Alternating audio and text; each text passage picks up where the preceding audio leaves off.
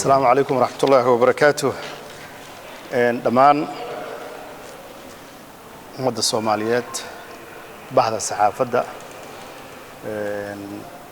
وان إذن سلام يا السلام عليكم ورحمة الله وبركاته. شركة جرائد وحكوسة بسينة هاي دغدغاقيدا iyo crisis ka dhacay dalka Suudaan kaas oo saameyn ku yeeshay shacabkeena iyo ardaydeena deganayd dalka Suudaan. wasaaradda arrimaha dibadda iyada oo fulinaysa ballanqaadka madaxweynaha jamhuuriyadda federaalka Soomaaliya tilmaanta ra'iisul wasaaraha jamhuuriyadda danqaran jamhuuriyadda federaalka Soomaaliya xukuumadda danqaran aragtida wasiirka arrimaha dibadda iyo hoggaanka wasaaradda arrimaha dibadda. wasaaradda waxay qaaday tallaabooyin muhiim u ah dhowrista ka warqabka shacabka Soomaaliyeed naga joogay dalka Suudaan markii uu dhacay crisis-ka aan maqalnay in Suudaan oo dagaal ka dhacay. wasaaradda waxay abuurtay guddi degdeg ah guddigaas oo ka kooban xafiisyada dalka ugu sareeya xafiiska madaxweynaha jamhuuriyadda federaalka Soomaaliya xafiiska ra'iisul wasaaraha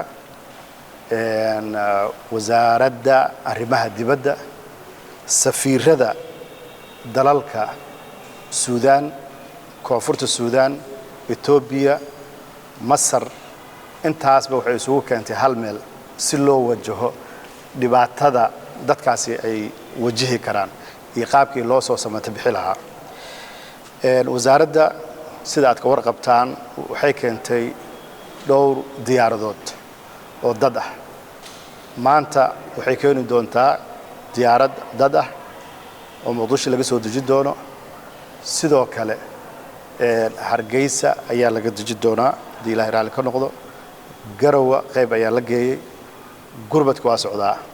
koonfurta Suudaan waxaa mahad iyo sharaf iyo bogaadin iyo amaan alla dul istaagayna jaaliyadda iyo ganacsatada reer koonfurta Suudaan ee u istaagay inay ka qayb qaataan gurmadka dadka Soomaaliyeed ay ka soo gaartay dhibta qalalaasaha ka dhacay dalka Suudaan.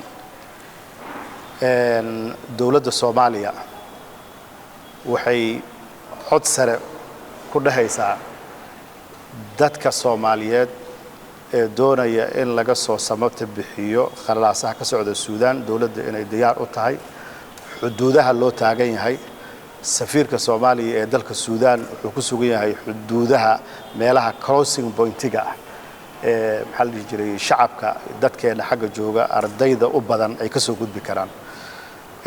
xadka u dhaxeeya labada dal ee koonfurta Suudaan iyo Suudaan waxaa jooga howlwadeeno diblomaasiyiin ah oo halkaas ku sugan oo diyaar u ah dadka inay soo sabata bixiyaan oo ay guide gareeyaan oo ay u sahlaan fiisooyinka dalalka ay galayaan ay u sahlaan. sidoo kale xadka Ethiopia iyo Suudaan labada dhinac waxaa taagan oo iyagana diyaar u ah diblomaasiyiin Soomaaliyeed oo labada dhinac taagan oo u sahlaya dadka inay fiisa helaan xadka aan lagu dhibaateynin oo ay si fudud ku soo galaan. shacabka Soomaaliyeed ku jira stiil gudaha dalka Suudaan waxa uu sheegaynaa dawladooda inay diyaar u tahay in samata bixintooda ay diyaar u tahay. waxaan u sheegaynaa in diyaar loo leeyahay in diyaaradihii lagu soo daadguray lahaa ay diyaar u yihiin. waxaan u sheegaynaa inay raacaan tilmaanta diblomaasiyiinta ku nool areadaas. waxaan abuurnay website loogu talagalay dadka inay iska register gareeyaan kaas oo qofka magaciisa baasaboorkiisa telefoonkiisa intaba ay ku qori karaan lana ayna kala soo xiriiri karaan wasaaradda.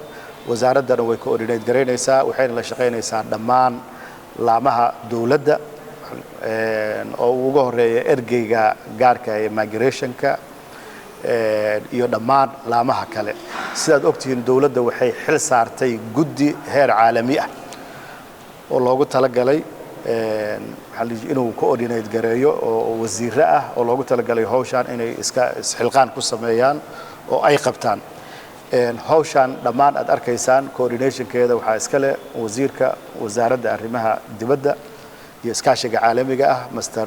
Abshir Umar Jaamac oo runtii si xilkasnimo ah har iyo habeen ugu taagan teleefanadiisa ay furan yihiin shacabkana waxaan ka rajaynaynaa wada shaqayn aad u ballaaran waalidiinta iyo dadka ehladooda xagga ay jiraanna waxaan leenahay